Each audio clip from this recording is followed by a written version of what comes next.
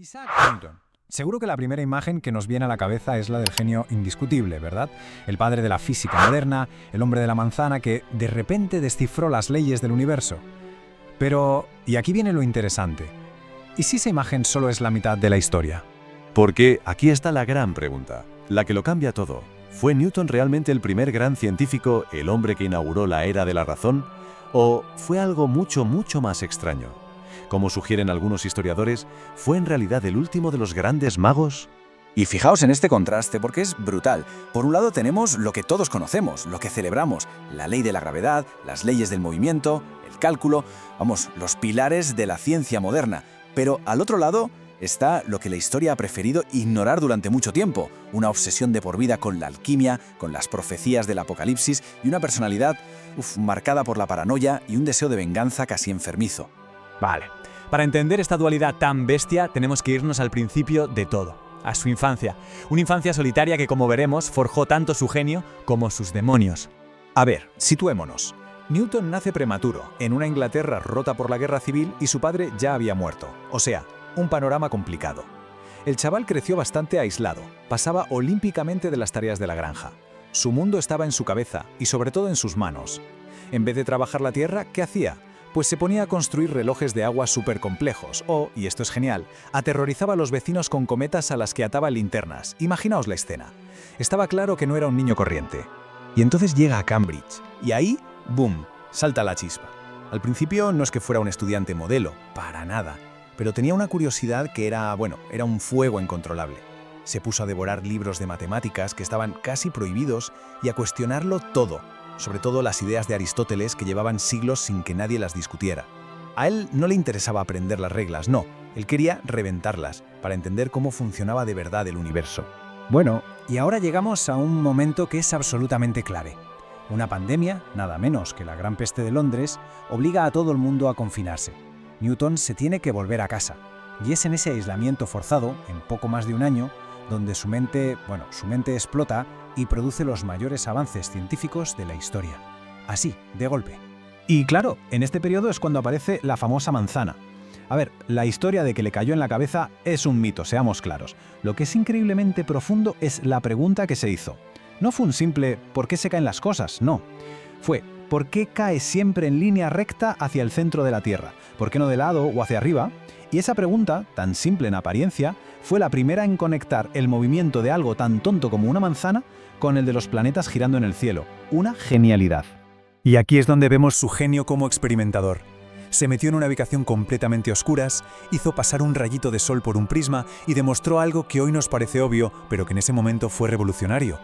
Que la luz blanca no es pura, no, es una mezcla de todos los colores del arco iris. Así de simple y así de brutal. Cambió para siempre cómo entendemos la luz. Pero claro, para poder describir todo esto, este universo en movimiento, las matemáticas que había, pues se le quedaban cortas. ¿Y qué hace un genio cuando las herramientas no le sirven? Pues se inventa unas nuevas, así, sin más. Inventó el cálculo, que él llamó cálculo fluxional. Y con esa herramienta por fin pudo describir el movimiento, la velocidad, la aceleración. Por primera vez, las órbitas de los planetas ya no solo se observaban, sino que se podían predecir, con una precisión, además, alucinante. Bien, después de todos estos descubrimientos, Newton por fin publica su obra maestra. Pero con la fama también sale a la luz su lado más oscuro, ese carácter obsesivo y sobre todo su brutalidad a la hora de debatir con otros. Llegamos a 1687, y en ese año el mundo cambia para siempre. Newton publica sus Principia Mathematica, y con este libro establece las leyes universales del movimiento y la gravedad. De repente, el universo deja de ser ese sitio misterioso y caprichoso. Se convierte en algo ordenado, predecible, como un gigantesco reloj cósmico que funciona con la precisión de las matemáticas. Pero es que el genio de Newton era inseparable de una agresividad tremenda. Él no debatía ideas, él libraba guerras. No le valía con tener razón, no. Sentía la necesidad de, literalmente, destruir a sus rivales, aniquilarlos intelectual y socialmente, a cualquiera que se atreviera a cuestionarle o, peor aún, a intentar robarle un poco de su gloria. Y ojo, que esto no fue algo de una vez y ya está, que va.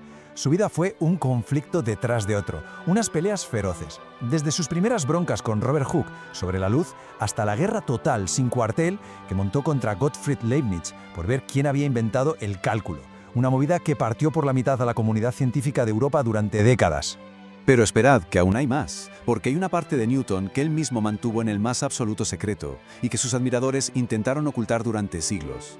¿De qué hablamos? Pues de los estudios que, en realidad, se comieron la mayor parte de su vida. Mirad esto, porque es probablemente lo más revelador de todo. Si cogemos todos los papeles que Newton escribió en su vida, vemos que la física y las mates, o sea, por lo que es mundialmente famoso, son solo una parte muy pequeña. La inmensa mayoría de su tiempo, de su energía obsesiva, ¿a qué la dedicó? A la alquimia, a buscar la piedra filosofal y a la teología, a intentar descifrar códigos secretos en la Biblia para predecir el fin del mundo. Alucinante, ¿eh? Por eso, cuando el economista John Maynard Keynes se puso a estudiar todos estos manuscritos secretos, llegó a una conclusión que fue una bomba. Newton no era el primer hombre de la Ilustración mirando al futuro, era todo lo contrario. Era el último de los magos. Su cabeza no funcionaba como la de un científico moderno, sino con la lógica de un mago del Renacimiento que buscaba los secretos de Dios escondidos en la naturaleza. Y que nadie piense que esta naturaleza implacable se quedaba solo en la teoría, para nada.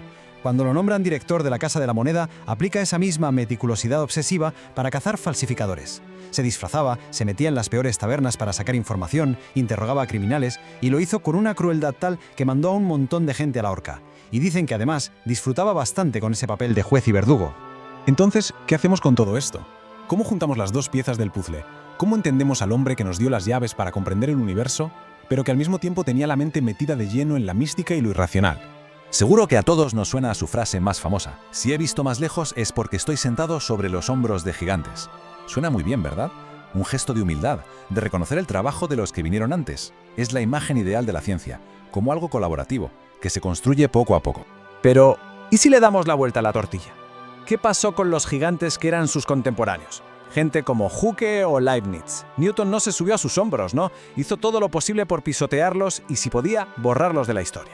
De hecho, hay quien dice que esa famosa frase, irónicamente, era una pullita directa a Robert Hooke, que por lo visto era bastante bajito. Hay que tener mala baba. Así que, al final, lo que nos queda es un enigma tremendo. Isaac Newton fue el tipo que desveló las reglas del juego del cosmos, pero él fue un misterio indescifrable hasta el final. Un genio solitario, sí, pero también vengativo y obsesionado con los secretos de Dios. Nos dio un universo que funcionaba como un reloj, predecible y mecánico, pero se llevó a la tumba el misterio de su propia y complicadísima alma.